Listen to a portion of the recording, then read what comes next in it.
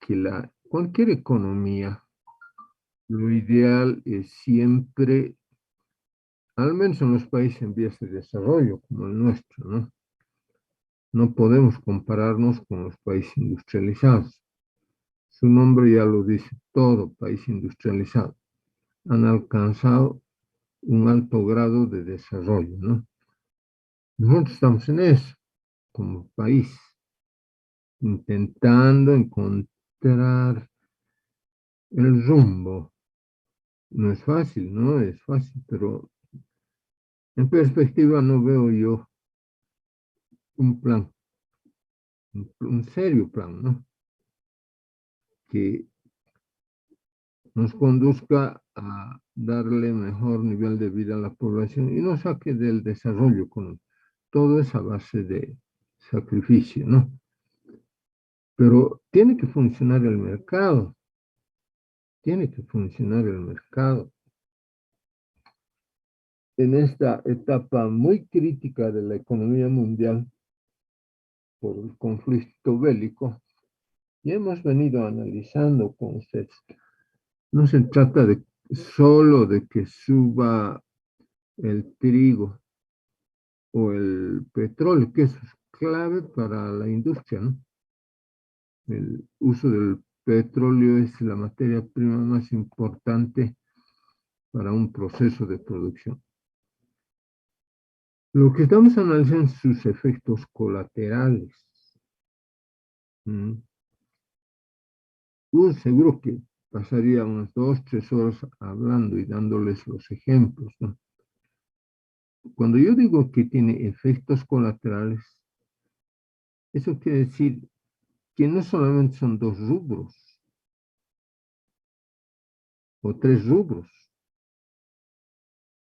los que se dispararon los precios.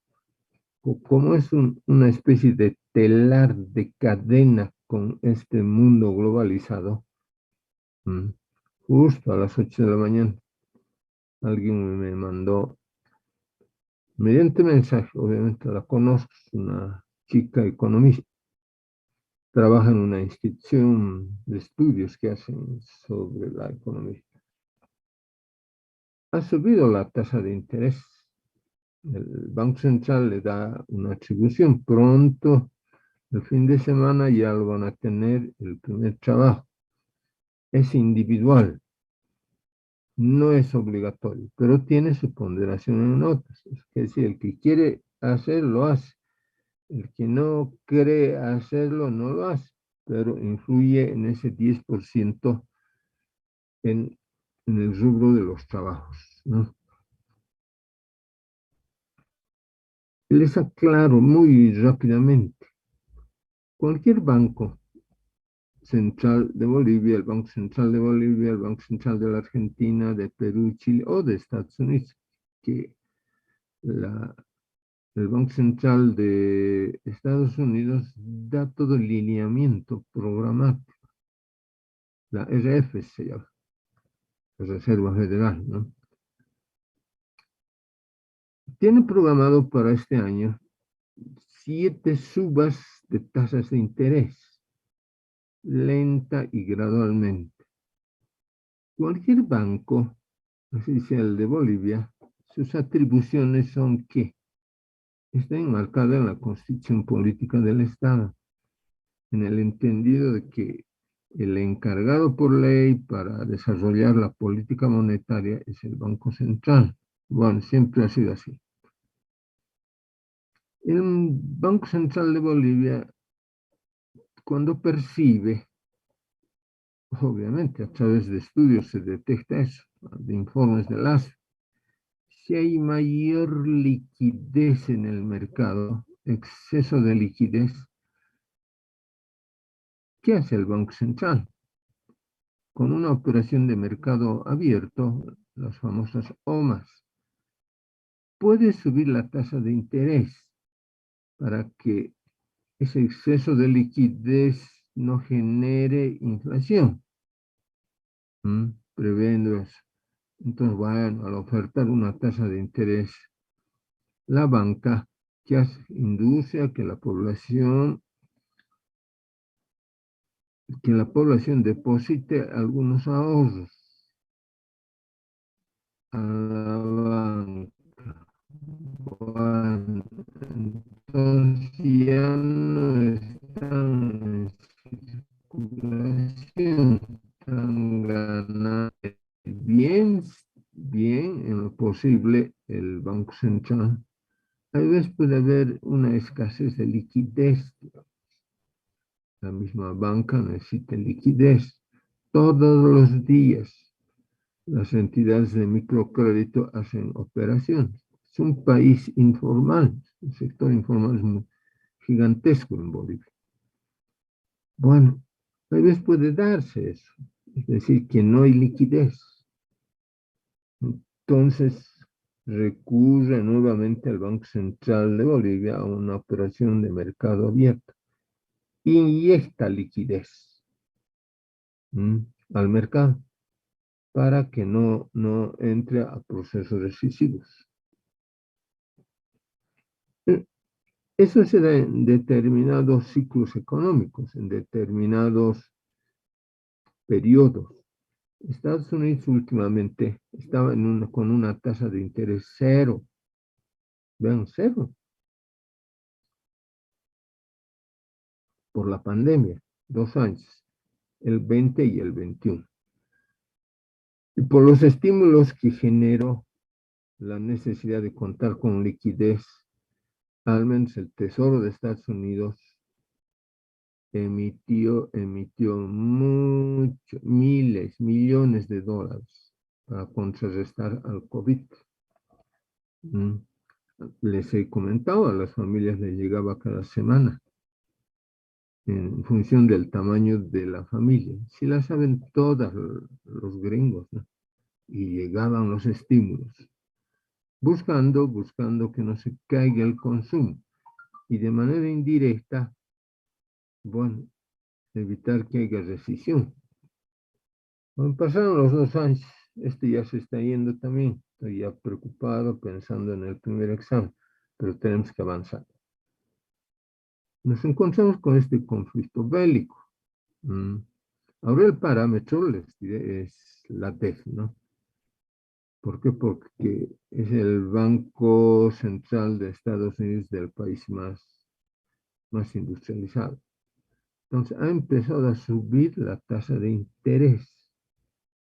Ellos 7 veces en este año han programado una suba de la tasa de interés. Pero no es mecánico, sino eso responde a una serie de interrogantes macroeconómicos. Entonces, al subir la tasa de interés, ¿qué hacen los inversionistas? Algunos optan por acogerse a eso, invierten en bancos para recuperar tasas de interés o invierten en bolsa de valores. No todos, indudablemente, no todos. ¿No? Entonces, vean, ya lo tiene analizado, ¿no? En otras palabras, el Banco Central de Estados Unidos prevé que por el exceso de liquidez, y ya lo han comprobado, está con una tasa de inflación del 5%. Entonces, como van a ser 7 veces, lo van a ir subiendo la tasa de interés, subiendo la tasa de interés, ¿no? Entonces, esa gran cantidad de dólares que empezó a circular producto de la pandemia, si dinero estatal, se va a ver estimulado, pues. Los ciudadanos que no todo lo gastaron, van a invertirlo comprando en algunos casos acciones o definitivamente depositándolo en algún banco. Vale, entonces, eso hace que baje la inflación. Todo lo tienen calculado ellos, ¿no? Pero en función también del reporte que exista. ¿No? Lo ideal es estas economías, las de Estados Unidos, de los países más desarrollados, no todos son desarrollados, que quede claro eso. Portugal no está a la altura, por ejemplo,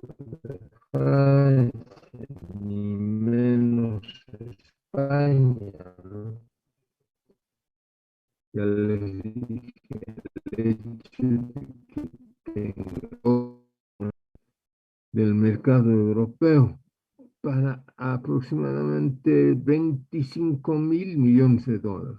A España, otros 25.000 a Portugal y algunos otros países que se están incorporando a la OTAN, con la premisa de que le den desarrollo a las zonas menos desprotegidas de España, por ejemplo, incentiven el empleo y generen valor, ¿no? Esa es la razón, para no desviarnos demasiado. Entonces, la- las OMAs, las operaciones de mercado abierto, hay que saber utilizarlo. Cuando no hay mucha liquidez en la banca y en el mercado, ¿qué hace el Banco Central cuando no hay liquidez? Inyecta liquidez. Mm. Bajan las tasas de interés, ¿verdad? Para que la población, los que deseen, accedan a créditos para la vivienda o para otros usos. Pero cuando hay mucha liquidez y hay peligros inflacionarios, el Banco Central tendría que elevar las tasas de interés. En promedio, en América Latina, yo siempre estoy revisando esto, casi todos los países han subido las tasas de interés. Esto para evitar una posible fuga, ¿no? Una posible fuga pero igual yo conozco a algún banco comercial que antes de la pandemia, y lo ha hecho casi una norma, si bien hay una regla que dice que se debe informar al gobierno central a través de unas instituciones monetarias. Si alguien pagando impuestos quiere repatriar dinero al exterior, lo puede hacer, pero esta no debe pasar en total del 12% de la cartera. No soy quien yo para decir, pero digo, algún banco incumplible. Uf, sí ya están de buena, al menos los comerciales. ¿Mm? Ese es el asunto.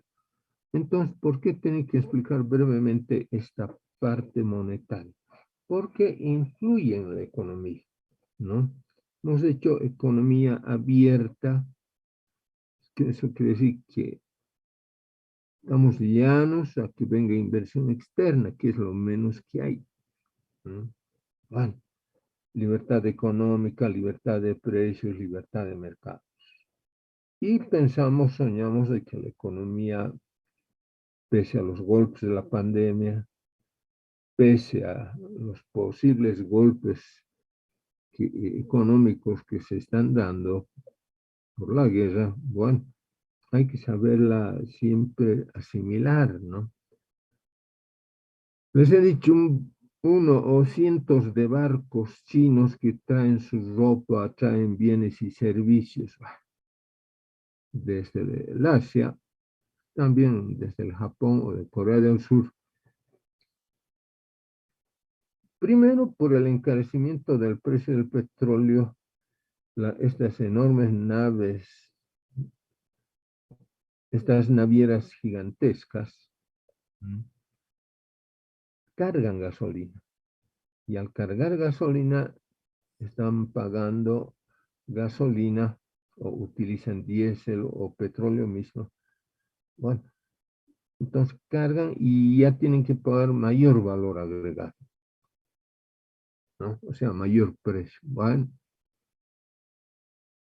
los, ahora, ¿dónde traslada esos costos el banco mercante? A la carga y al peso. Entonces, sí es más caro traer porque han subido las tarifas. Pero bueno, trae. Y como está pagando un dinero extra el exportador, lo sube el valor de sus exportaciones. Bueno, desembarca los martes y viernes en Arica, o los que vienen de Europa los días martes. Llega y descargan. Ahí están los encargados, digamos, si son empresas, bueno, ellos ya saben. Pero ya vienen con tarifas elevadas y el gran mayorista o el gran importador que ha llegado a su mercadería ha pagado mayor dinero porque han subido los costos. El tema ahora es de costos. Bueno, ese señor que trae medicamentos o el que trae ropa tiene que pagar más al barco. Y el mismo contenedor es más caro ya. Entonces, ¿qué hace esa empresa o ese mayorista? Cambia el precio porque tiene que recuperar lo que ha invertido. Es norma que todos los costos directos o indirectos se los traslada al consumidor. Imposible que esos costos adicionales sean absorbidos por el importador o por la empresa que ha hecho una importación. Perdería. Entonces, bueno, pero se ha visto obligado a pagar hasta el proveedor, hasta él o los dueños del barco. Bueno, entonces se puede doblar los precios. Lo preocupante, les he dicho, el día martes es de los alimentos. Uno solo que se traslade al público un costo, ya sea del petróleo o del gas o del diésel, la misma gasolina de aviación lo compramos del exterior nosotros. Alguien puede decir, bueno, ahora esos costos los trasladamos al precio porque el gobierno está gastando mucho dinero. El efecto sería tremendo. El conductor de los minibuses o del minibús, cuando ve que la gasolina es cara, le tira el grito al cielo y rápidamente lo sube, lo puede subir, estamos hablando, al consumidor para mantener su ganancia y cubrir sus costos operativos. Eso no ha llegado todavía, pero la interrogante es a Bolivia, ¿no? Ahora, obviamente, me imagino, sin hacer ruido, están pagando los precios sombra del trigo que compramos. Vitales. Pero el efecto multiplicador que está generando este conflicto, que nadie, al menos yo quisiera que hoy día mismo se pare, pero va a haber consecuencias, ¿no? Tierras fértiles dedicadas a la siembra y cosecha de cereales en Ucrania, ¿no? De girasol. Ya este es el mes de la siembra. Esas extensas llanuras donde se siembra, insisto, cereales, ahora son campos de batalla. Entonces, bien, no es un gran productor Ucrania, es un importante productor. Lo propio Rusia, los dos. Entre los dos llegan aproximadamente en el tema de los cereales a cubrir un 100% el 40%, el 70%. Pero yo conozco, he estado anoche leyendo algunos casos de países africanos que puede armarse todo un caos por el tema de los precios. Con esto acabo porque quiero avanzar, ¿no? Porque con 2 años de pandemia, los países en vías de desarrollo casi han agotado sus pocas reservas monetarias. Ahora viene este tema, el conflicto. Es decir, está latente la inflación, ¿m? Pero va a ser una inflación por costos. ¿M? Y ahora, así nomás no, los costos, si estuvieran en la curva, tras una curva, muy difícilmente después de la guerra van a volver a su punto original. No van a volver algunos, lamentablemente. Y otros probablemente, pero todo está condicionado a cómo responde la economía mundial, ¿no? Bueno, espero que con esta explicación lo tengan claro. Entonces, continuamos. Cuando hemos dicho que un país ha adoptado el modelo de economía abierta, con el libre juego de la oferta y la demanda, no se trata de producir por producir, está dada esa posibilidad. Hemos reiterado que, cómo y a quién, ¿no? ¿Quién? Ellos, compulsando la demanda en el mercado. Pero inicialmente, ¿a quién lo destina esa producción de lácteos, de alimentos o de ropa? Si es un país semi-industrializado, ¿no? Lo destina al consumo. ¿Y quiénes consumen? Es la población. ¿Mm? La población, en base a sus ingresos monetarios, garantiza la compra de los bienes, yo diría de los principales bienes de la canasta familiar. En estos 2 años de pandemia, todos los ingresos familiares, en lo posible, apuntaba aquí, a comprar bienes y servicios, ¿no?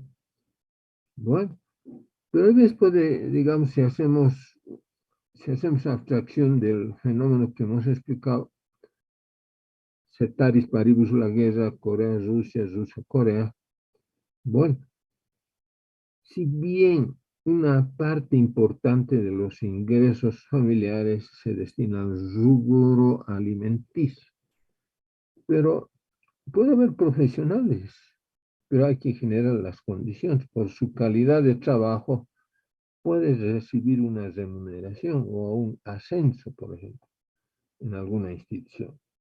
Bueno, entonces es posible que los ingresos mejoren de ese jefe de hogar, pero lo obtiene por su calificación profesional, ¿no? Que lo ha demostrado y bueno, lo van a hacer. Entonces mejora su ingreso y tiene mayor poder de compra. Pero si volvemos a las aulas, en la curva, la curva que me permite demostrar ya estaría trazada, ¿no? Bueno, a mí me hace mucha falta, pero si no volvemos, si no volvemos a clase presencial, si yo tengo material, procurar hacerlo siempre lo más sencillo posible para que el joven pueda orientarse o la señorita pueda no tener dificultad. ¿Mm? Y lo vamos a ver en el mes de agosto o septiembre, el modelo, la famosa curva de Engels. Engels es un economista alemán que hace un buen modelo partiendo de un supuesto del ingreso disponible.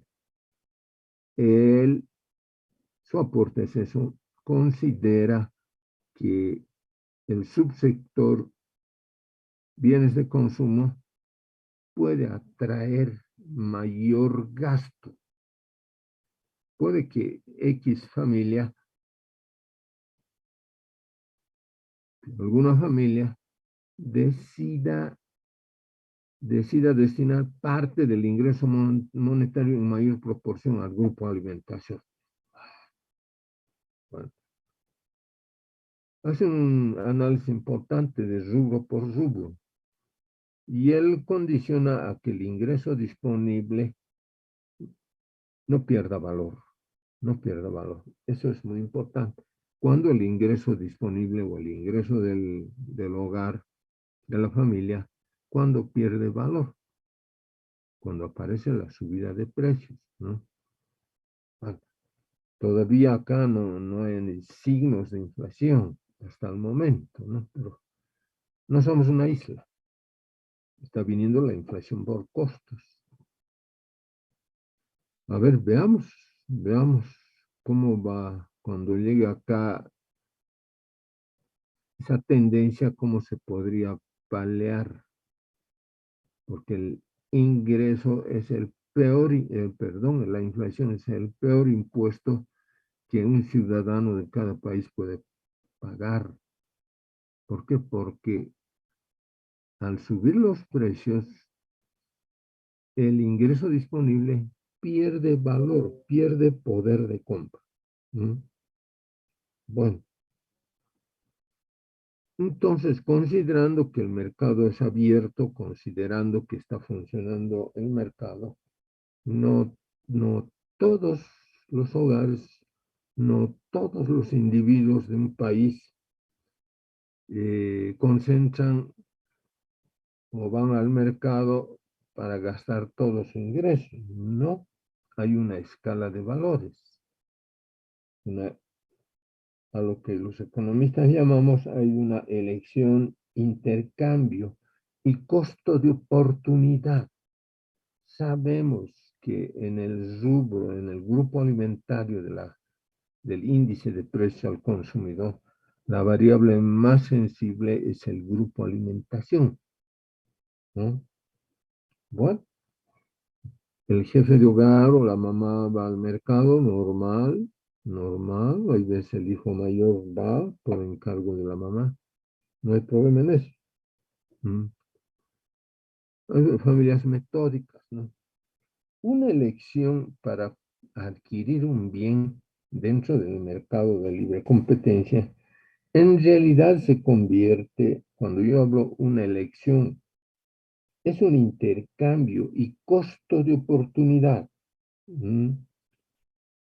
Es decir, cuando decimos costo de oportunidad, si va la mamá, privilegia la compra de aquellos bienes de la canasta familiar que todos los días lo utiliza. Es lo más elemental. Esa es la prioridad. ¿Mm? Cuando hablamos entonces de costo de oportunidad, consciente o inconscientemente, por su experiencia, la mamá o el papá, etcétera, sabe que la prioridad es el grupo alimentario. ¿Mm? Cuando los precios son accesibles, es decir, que no hay variación de precios, bueno, puede también presentarse un costo de oportunidad, ¿no? Es decir, si levemente se ha estandarizado los precios, por eso la respuesta siempre lo da el mercado. ¿Mm? Claro. Bueno, hay ciertos aspectos dentro del mercado que momentáneamente pueden modificarse. Cuando yo digo momentáneamente puede modificarse, si subiera el precio de un bien, entonces la familia, el consumidor, opta por buscar un sustituto en lo posible perfecto. Puede encontrar y lo encuentra, ¿no? Entonces, deja de consumir un tiempo. Ahora, la política económica de cualquier gobierno debe apuntar a que haya un equilibrio sin fijar topes máximos y topes mínimos. Eso ya lo desarticula las reglas del mercado. Pero sí lo que debe garantizar es que los productores garanticen una producción en función de qué? De determinados costos. ¿Mm? Ahora, puede haber dentro de ese proceso, dentro del mercado y también dentro de la configuración y las decisiones que toman los consumidores, puede darse márgenes e incentivos. ¿Mm? Se pueden ver incentivados.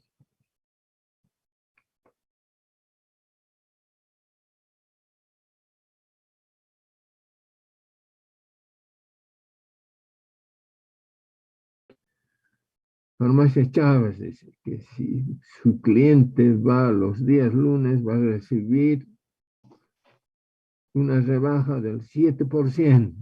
Ha ido subiendo del 4 al 5, al 6, al 7%.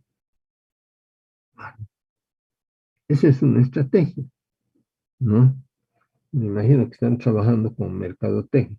Entonces, eso induce a que las personas que necesitan comprar algún producto farmacéutico, bueno, vayan a este grupo Chávez que controla varias farmacias y bueno, compre lo que busca supuestamente a menor precio, solo por ser lunes, ¿no?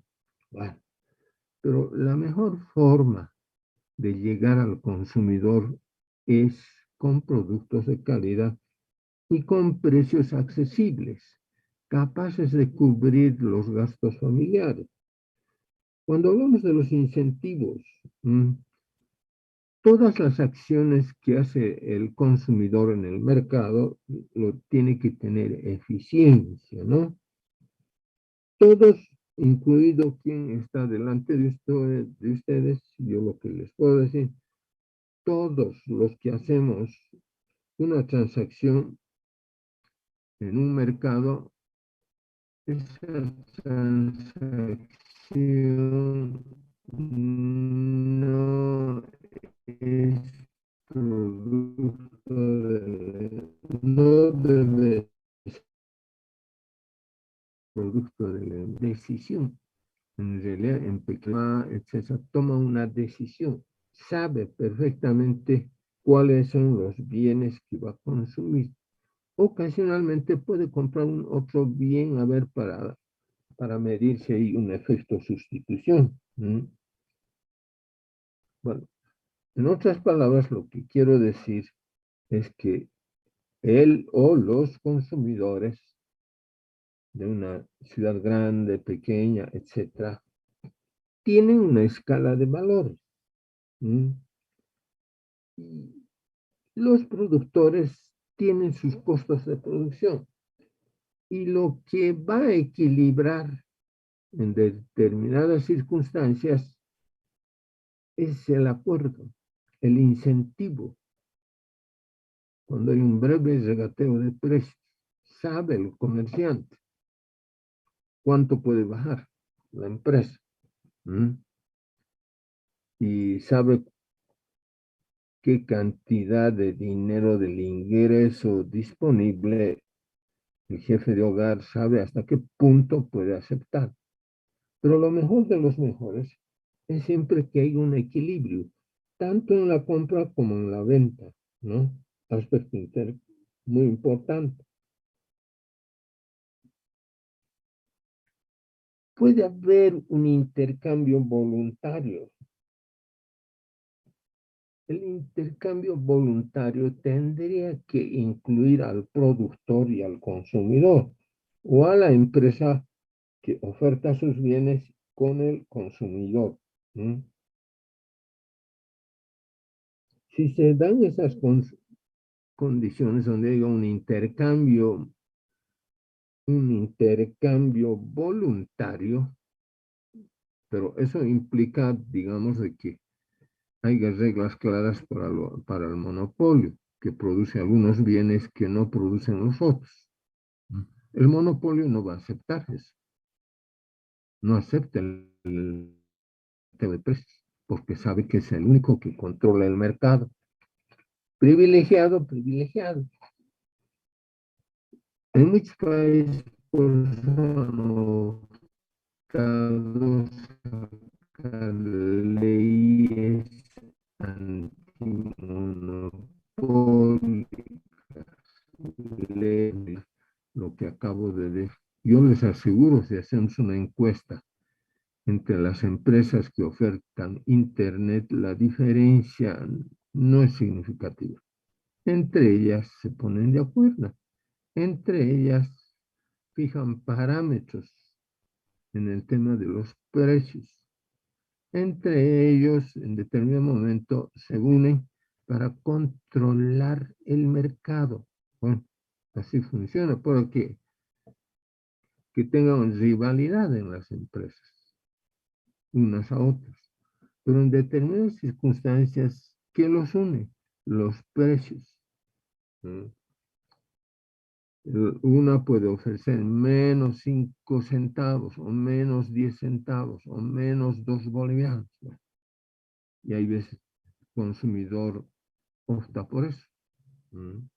Pero qué mejor cosa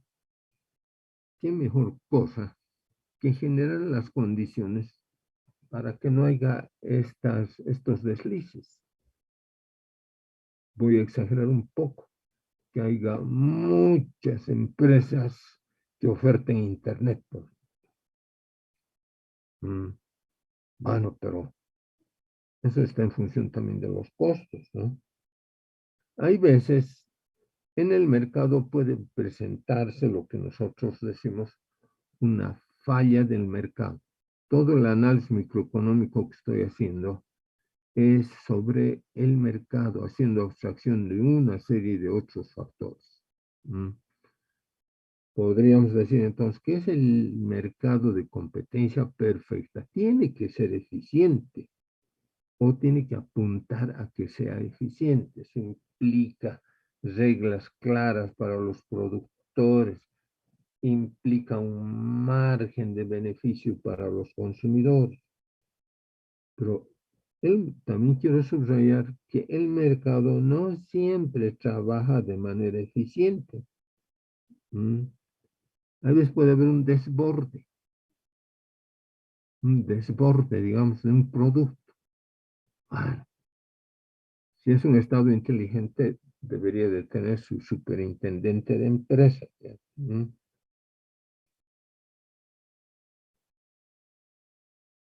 ¿Qué es un superintendente de empresas? Se trata de esos niveles. ¿Mm? No, no le va a pedir al gobierno central recursos para financiar su producción. Lo más que puede hacer un superintendente de bancos es trabajar de manera eficiente. Y hay un producto que es importado, no quiero hablar del trigo. ¿Mm? Bueno,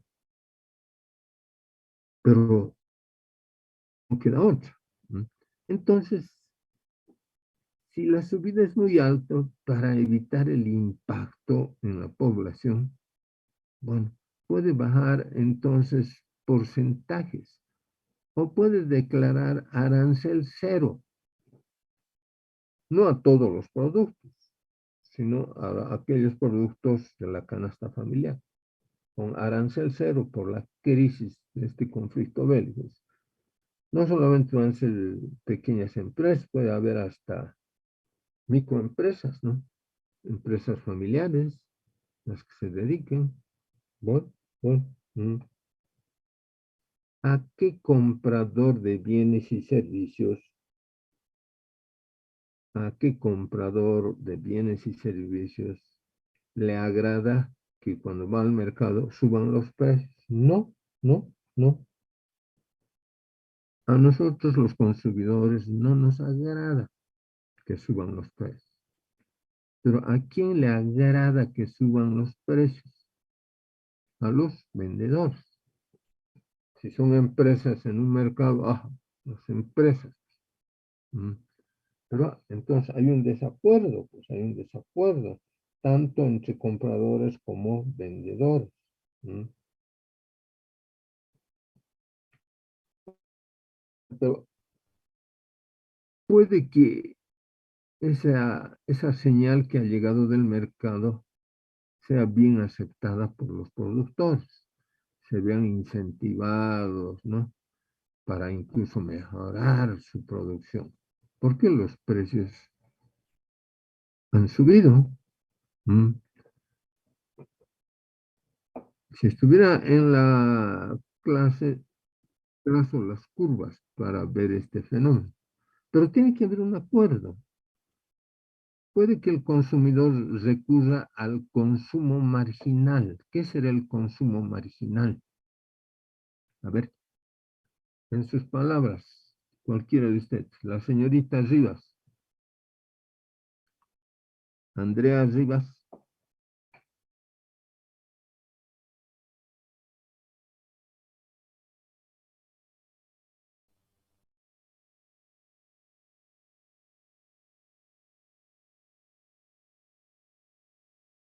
La señorita Rivas, ¿está conectada o no?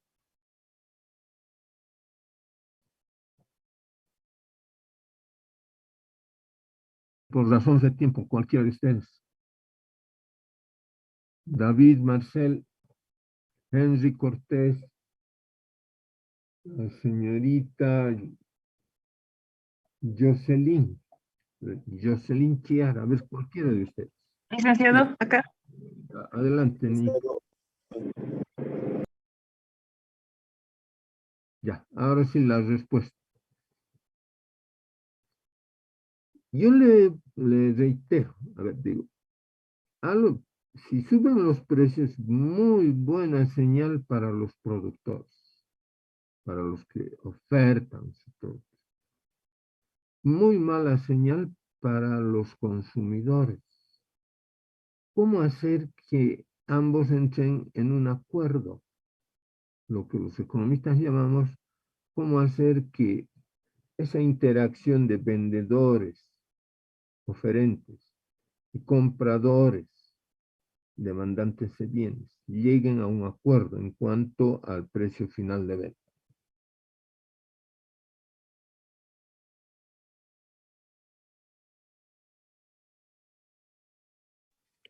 Llegar a un intermedio, licenciado. Bueno, Llegar a un acuerdo, licenciado, bajar los precios para que sea accesible para los compradores. a rajatablas el vendedor, a rajatablas el vendedor va a hacer todo lo que puede para que no bajen los precios, ¿no? Pero también corre un riesgo. ¿Cuál es ese posible riesgo? La pérdida, licenciado, de Que entrada baje su de nivel dinero. de ventas, ¿no? Que baje. El consumidor en ese momento buscará un sustituto perfecto. Entonces, cuando cae la demanda, tendrán que analizarlo los productores. Al caer la demanda, esa es una señal de que los precios son muy altos. Entonces, bueno, mala señal esa buena señal ya se convierte en mala señal para los vendedores. No hay venta. Entonces, gradualmente va bajando los precios. Tiene que volver a cautivarlos al consumidor. Pero estamos considerando que no hay inflación, pues. Pero cuando hay inflación, ya es el caos, ¿no? En términos normales, estamos diciendo que mal o bien funciona el mercado. Mal o bien hay nomás productos agrícolas y algunos bienes muy ligados a la canasta familiar. Pero son disyuntivas que se presentan a veces en el mercado. ¿No? No nos olvidemos que un precio alto de un bien, sobre todo de la canasta familiar, ¿no?, conlleva para el productor una ganancia mayor, ¿no? O sea, los productores se ven incentivados. Pero, ya lo he dicho, es una mala señal para nosotros los consumidores. Bueno, empieza el regateo de precios. Empieza el regateo de precios. Y en ese regateo de precios entre productores, oferentes y consumidores demandantes, tiene que llegar un momento en que encuentren el precio de equilibrio. Ese precio de equilibrio va a denotar que el productor va a ganar, que tiene sus costos fijos, que tiene sus costos variables y tiene derecho a la ganancia, indudablemente.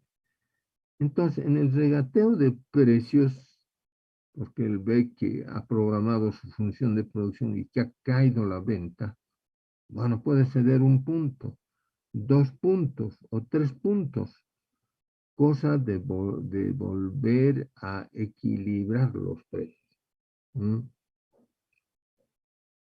Ahora son imperfecciones del mercado.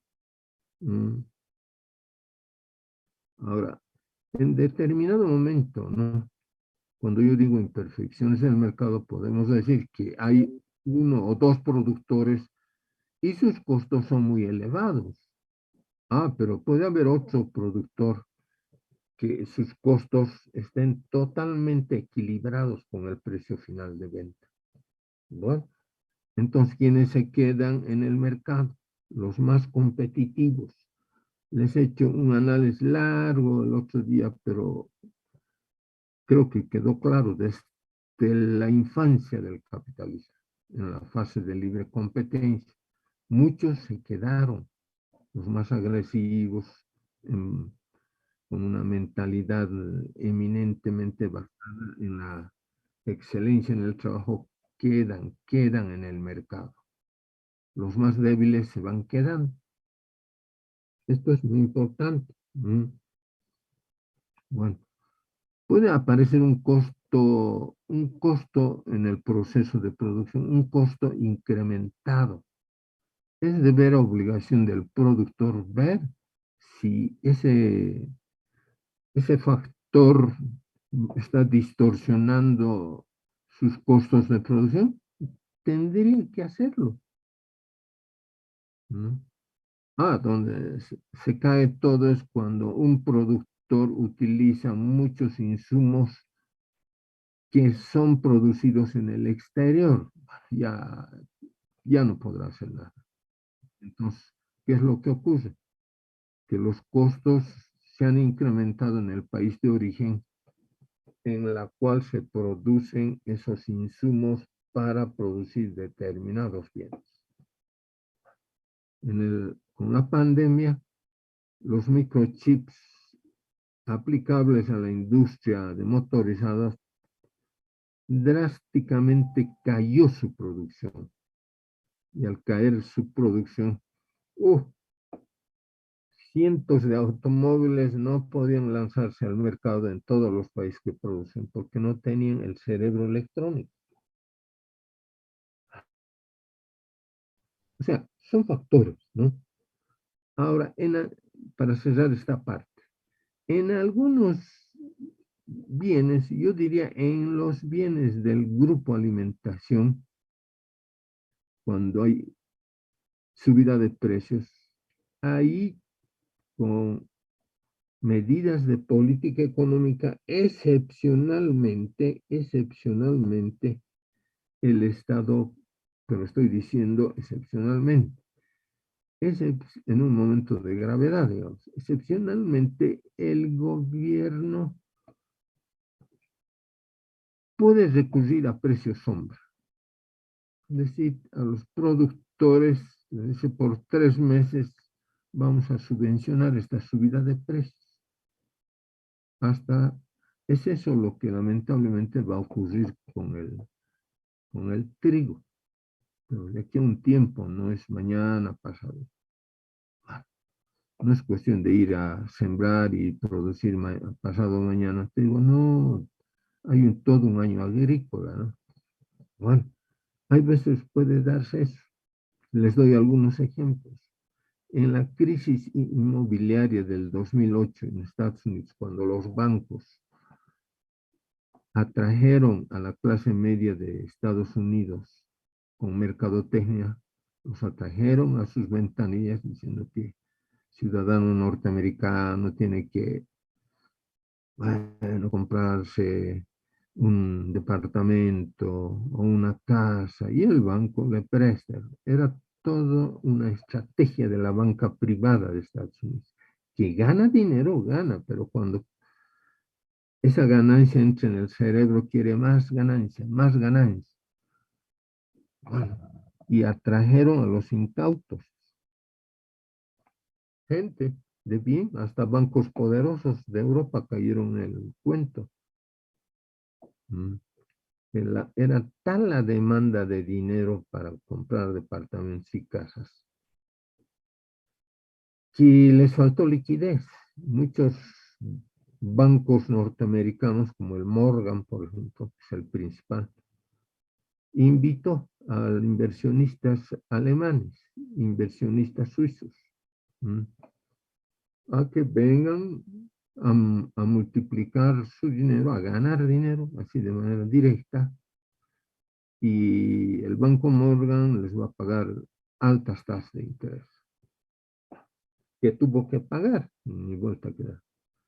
Viene ya, felizmente les he explicado, y eso genera todo un caos. Las personas que eran miles, los que accedieron a créditos baratos, ahora, cuando se dio, ¿qué hicieron los bancos? Cuando la demanda fue bien alta, los bancos encarecieron las tasas de interés. Y la clase media norteamericana ya no pudo pagar porque las tasas de interés eran muy altas. Entonces, desfases, los bancos requisan departamentos, les requisan casas porque los propietarios ya incumplieron la norma, ya no pagaron intereses, no pueden pagar capital. Terrible, terrible. Tuvo que intervenir, les había dicho el expresidente Obama. Impuso orden, si vale el término, al país más industrializado. Impuso orden en la política monetaria, prohibió ese tipo de actividades. Y es por eso que a partir de ese entonces, quien hace operaciones de mercado abierto en Estados Unidos es el Banco Central del indicado país. En el entendido que ese organismo es el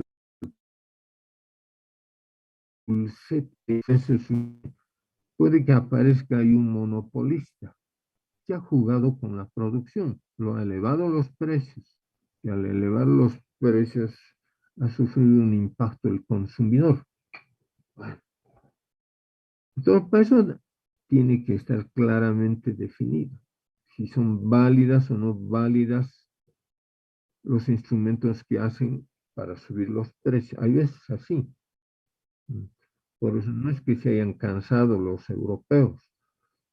Europa en sí ha avanzado mucho en la regulación de precios, con topes máximos y topes mínimos, sin inmiscuirse en el mercado. O sea, reglas claras. Entra inversión, puede producir, bienvenido si produce. Pero estas son las reglas. Leyes antimonopólicas, leyes anti-ogolipas, es decir, el oligopolio. Bueno, entonces, por más 10 bancos que hayan, si son 10 bancos, ellos se unen, decimos entonces, es una oferta monetaria representada por un gran oligopolio. 10 bancos puede que se odien, pero entre ellos se ponen de acuerdo.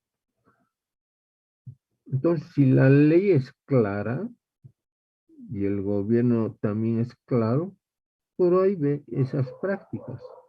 Si se trata de un sistema bancario, entre ellos se ponen de acuerdo para fijar topes máximos. Lo ideal siempre que sea el mercado, que no sea el Banco Central, lo ideal.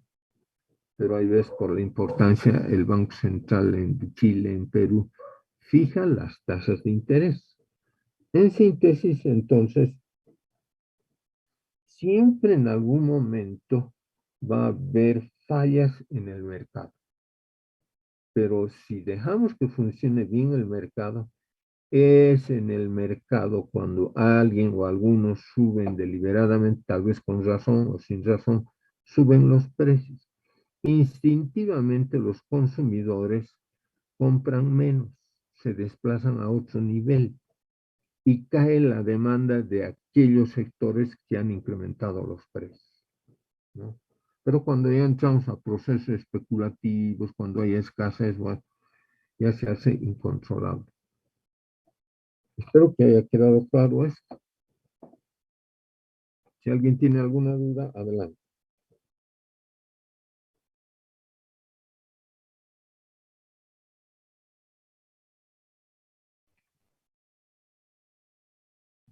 Licenciado, una consulta.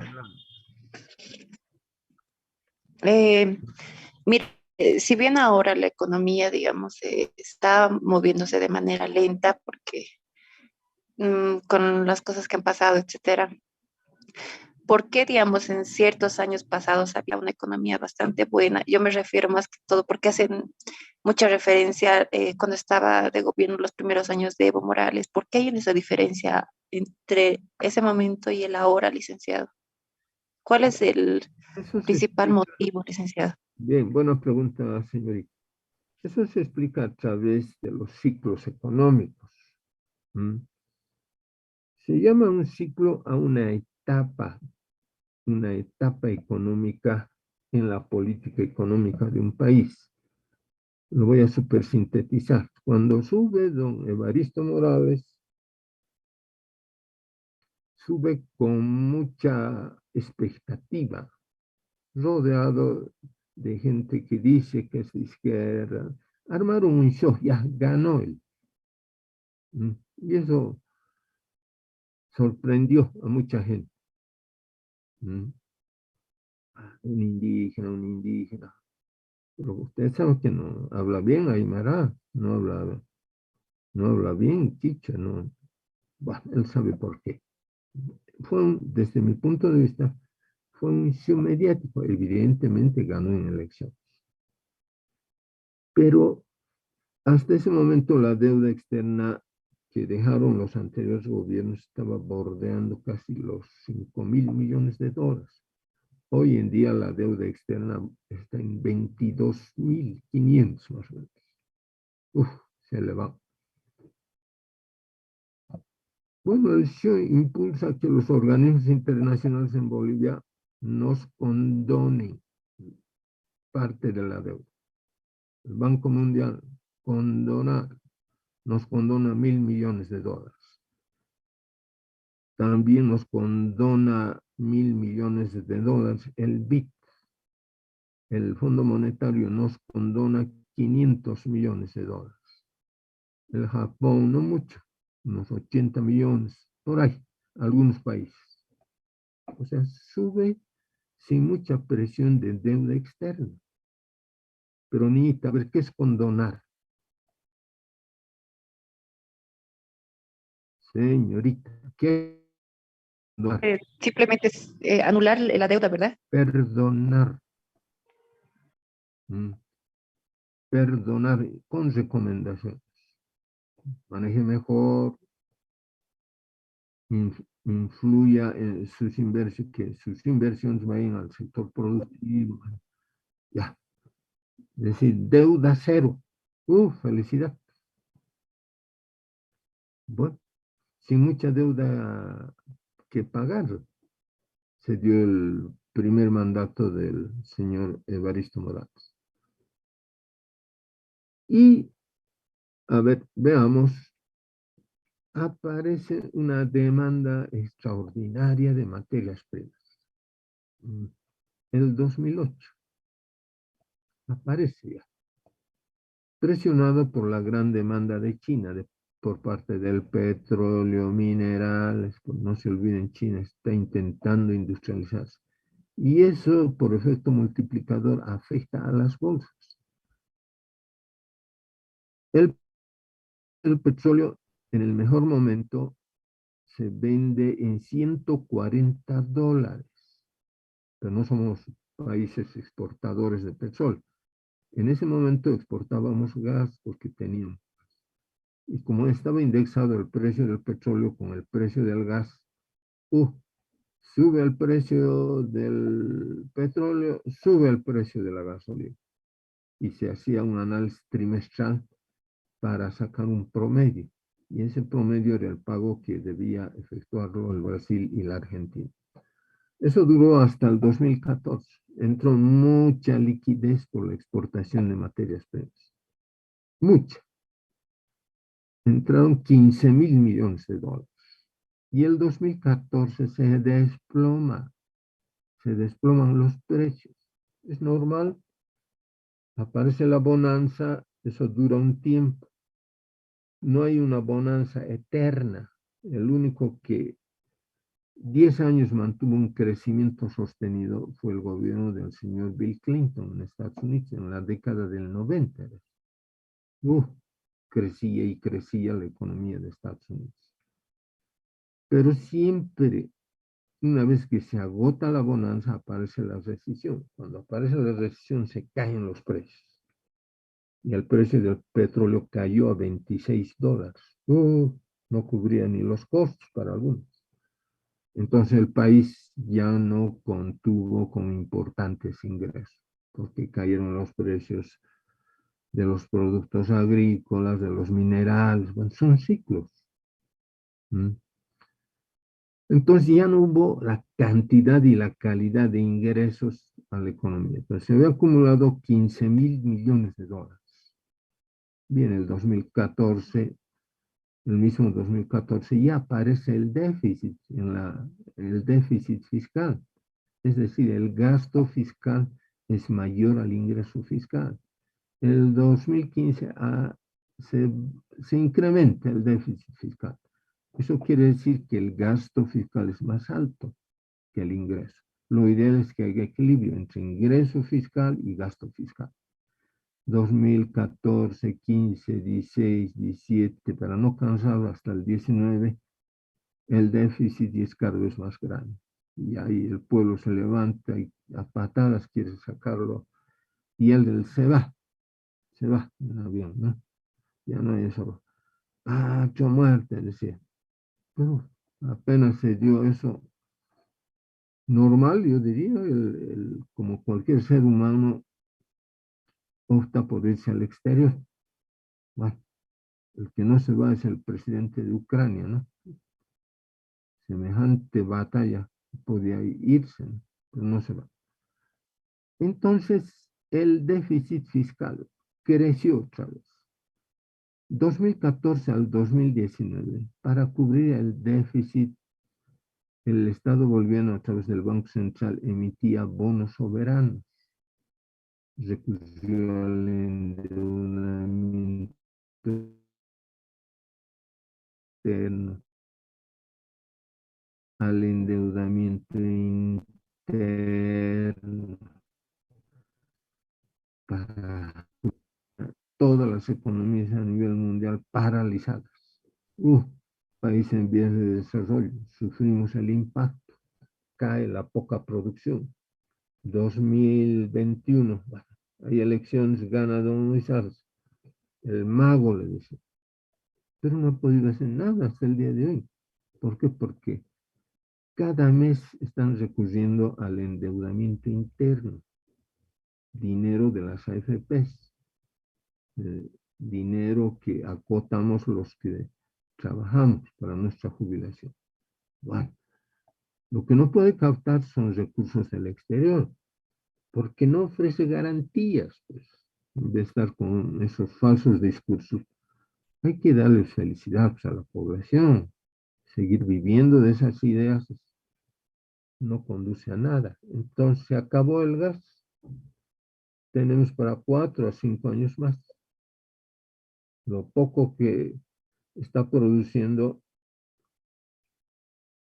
se ha reducido el nivel de exportaciones a la Argentina y se ha reducido el nivel de exportaciones al Brasil. O sea, exportamos menos porque ya no tenemos. Hemos incumplido contratos. Eso es grave para el análisis económico, jóvenes. No hay que depender la economía de un país en un pequeño paquete de productos de exportación, porque es muy peligroso. Es felicidad cuando suben los precios, infelicidad cuando caen los precios. Ese es el drama nuestro. ¿Mm? No sé si este breve análisis le ha satisfecho, señorita.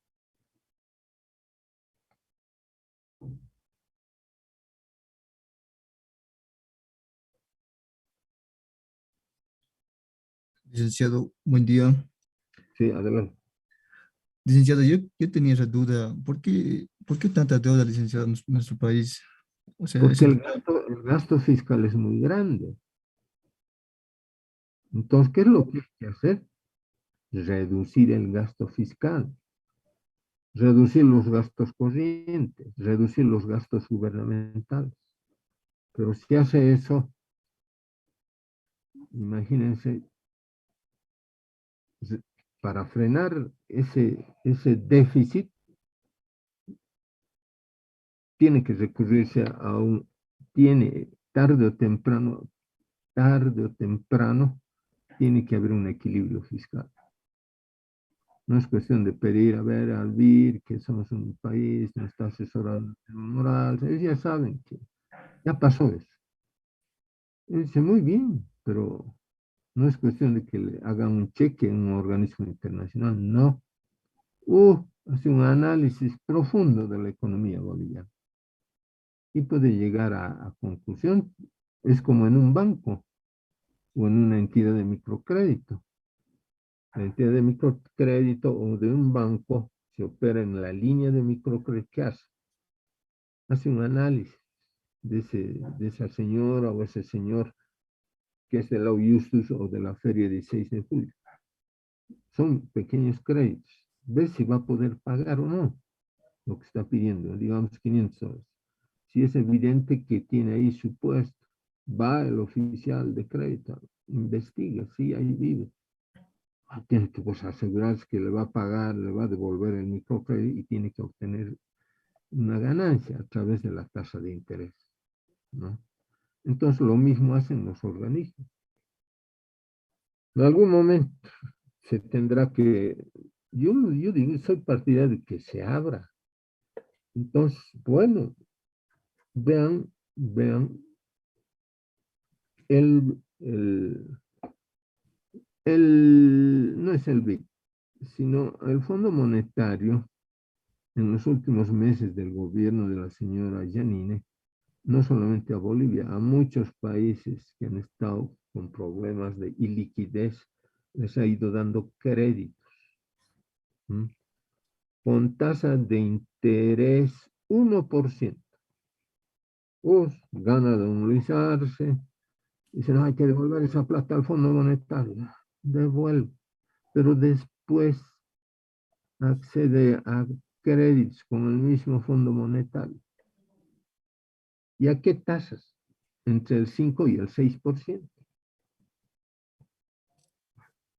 Lo mejor de lo mejor, estimado amigo, es sanear la economía, equilibrar el ingreso y el gasto fiscal, que tiene un costo social muy alto, pero qué mejor cosa, porque esto de seguir prolongando el déficit se hace más duro, más difícil para la sociedad, ¿no? Por sus impactos.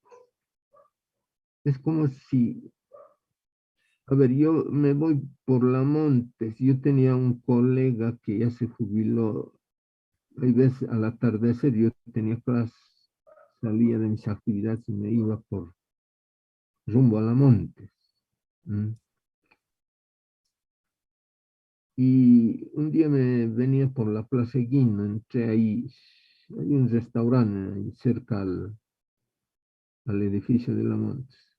Y a mi buen amigo ahí le se ve tomando su tecito, con alguna masillita que nos saludamos, él adentro y yo de paso, ¿no? Bueno, hay veces, si uno entra a un restaurante, con este ejemplo que quede claro, sabe que está entrando con billetes en el bolsillo para cubrir su consumo. Pero si yo entro a un restaurante y no tengo un centavo y consumo, ¿qué hago? El escándalo. No me deja salir el dueño o el administrador y me dice, lave platos. No me quedaría otra cosa que lavar platos. Entonces, en una economía grande, es eso lo que hay que hacer. Es decir, no gastar más allá del ingreso fiscal, ¿no? Pero eso de ofrecer cositas por aquí, por allá, lo han llevado al gobierno. No es reciente, desde el 2014 hasta el presente. Déficit, déficit, déficit. Y esa no es buena señal, es eso lo que está conteniendo la inflación. ¿Por qué? Porque no, ha caído el ingreso disponible de las familias, ¿no? Es muy importante por eso que la microeconomía refleja. Si se acuerdan, yo les he dicho, microeconomía y macroeconomía tienen que interrelacionarse. Y éxito en la macroeconomía, éxito en la microeconomía. Desequilibrio en la macroeconomía y desequilibrio en la microeconomía. Ahí está el problema, pues, ¿no? Ahí está el problema. La clave es sanear finanzas. Sanear finanzas. Mucho gasto corriente, mucho gasto gubernamental. En seco paren el déficit, ¿no? Bueno, y a pagar la deuda. ¿No? A pagar la deuda. Son compromisos. Duro, ¿no? Difícil. Pero yo diría mucha macroeconomía, mucha microeconomía. Hay formas de salir de eso. ¿No? Estarán esperando que algún día digan, bueno, otra vez ya condonamos la deuda. Se ha ido ya a Naciones Unidas. Tibiamente, don Luis ha dicho que por el impacto de la pandemia, los países en vías de la Comunidad Europea y Naciones Unidas deberían de considerar la condonación de la deuda. No podemos confiarse en que cada vez nos van a condonar. Es como manejar una empresa. Si el gerente, yo tengo que tener mucho cuidado. Si el gerente me demuestra que tiene experiencia, digamos, en lácteos o en algún producto, lo pongo ahí. Y él me demuestra con su diario vivir que le hace ganar a la empresa. Oh, felicidad para mí. Ya, el tema no está agotado, ¿ya? Acá la pararemos, jóvenes. La siguiente semana ya viene el primer trabajo. Todo a través del enlace. Es trabajo individual. Muy simple que les va a llegar. Eso les vamos a dar un plazo de unos 4 o 5 días. Eso lo voy a transmitir al enlace y ella les va a decir cuándo hay que entregar. Es individual, es muy sencillo, son temas de microeconomía relacionados con el mercado. ¿Ya? Nos volvemos a conectar el día martes. Apretamos, más apretamos, nos estamos encaminando ya al mercado, ¿no? Vamos a definir algunos conceptos. Cuando mucho en microeconomía se utiliza la inflación de precios o la deflación de precios. Hemos dicho que tenemos que aprender el ABC de la economía. Estamos en eso, joven. Es largo, pero hay que atacar. Sean buenos profesionales, eso es importante. Hasta luego. Adiós, licenciado. Hasta luego. Listo, licenciado. Hasta luego.